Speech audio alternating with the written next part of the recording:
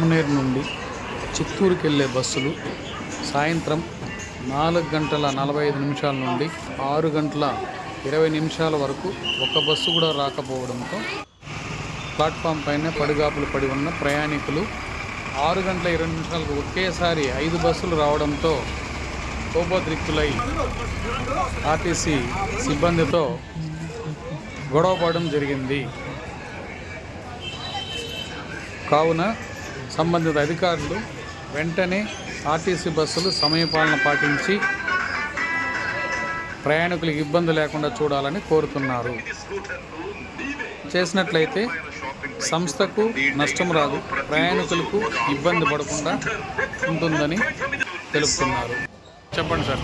అది లైన్కి 4 గంటలు వచ్చినాయా మమ్మల్ని ఎందుకు ప్యాసింజర్లు కూడా చాలా కంప్లైంట్ ఇస్తున్నారు సార్. వస్తే ఒకేసారి వచ్చేస్తాయి బస్సులో, లేకపోతే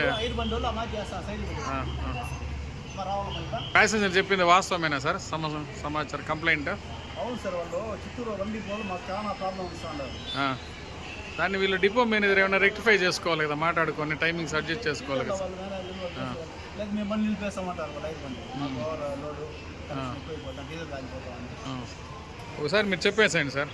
ఓవరాల్గా 4:45 నుంచి 6:30 వరకు ఏ టైంకి ఎన్ని బండ్లు పోయినాయి నంబర్తో సార్ చెప్పండి. సంస్థకి నష్టమే కదా ఈ విధంగా వెళ్ళే దానివల్ల, ప్యాసింజర్లకి ఇన్కన్వీనియంట్ అవుతుంది. 17:50 బండి పోవాలి సార్. 15:30 ఒకటి పోయింది అలా, మళ్ళీ 15:30 ఒకటి మళ్ళా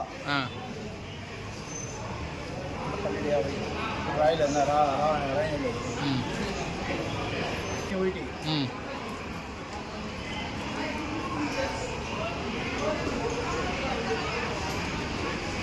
వచ్చే హైర్ బండ్లే అంటారా? హైర్ బండ్లు టైమింగ్ ఫాలో కావడం లేదు.